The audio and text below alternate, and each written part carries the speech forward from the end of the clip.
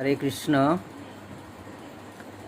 শাস্ত্রে 4 প্রকার পুত্রের কথা বলা হয়েছে, 4 প্রকার সন্তানের কথা বলা হয়েছে। কি 4 প্রকার পুত্র? যে শত্রুপুত্র, মিত্রপুত্র, ঋণী পুত্র, উদাসী পুত্র, এই 4 প্রকার পুত্রের কথা বলা হয়েছে। যে শত্রুপুত্র কাকে বলা হয়েছে? যে পূর্বজন্মে আপনার সাথে যদি কারো শত্রুতামি থাকে,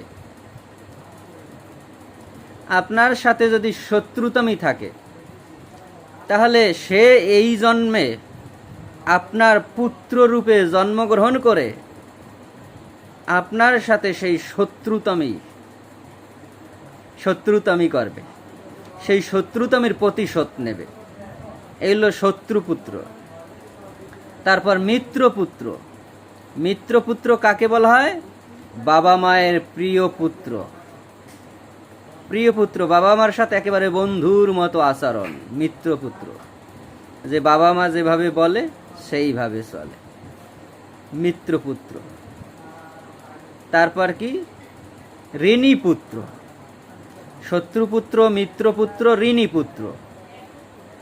যে আপনি যদি পূর্বজন্মে কারো কাছ থেকে ঋণ গ্রহণ করে থাকেন, পরিশোধ করেন নাই,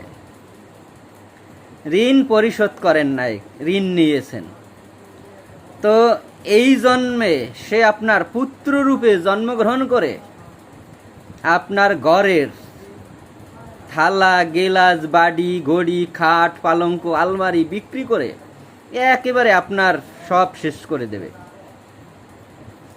ওই যে পূর্বজন্মে আপনি তার ঋণ পরিশোধ করেন না, এই জগতে সে আপনার সন্তান রূপে জন্মগ্রহণ করে আপনার টাকা পয়সার একেবারে সব শ্রাদ্ধ করে দেবে।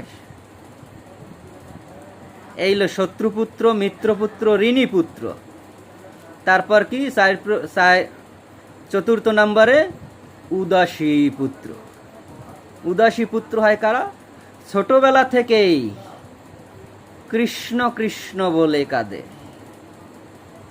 ছোটবেলা থেকেই গৌর গৌর বলে কাঁদে, গোবিন্দকে ভালোবাসে, রাধা গোবিন্দের প্রতি অগাধ ভালোবাসা, প্রহ্লাদ মহারাজের মতো। শাস্ত্রে বলেছে, সেই পিতা ভাগ্যবান, সেই মাতা ভাগ্যবতী, ভাগ্যবান যার ঘরে যার গর্ভে জন্ম নেয় কৃষ্ণ ভক্ত বৈষ্ণব সন্তান। সেই পিতা ভাগ্যবান, সেই মাতা ভাগ্যবতী, ভাগ্যবান যার ঘরে যার গর্ভে জন্ম নেয় কৃষ্ণ ভক্ত বৈষ্ণব সন্তান। এই বৈষ্ণবই হলো উদাসী পুত্র।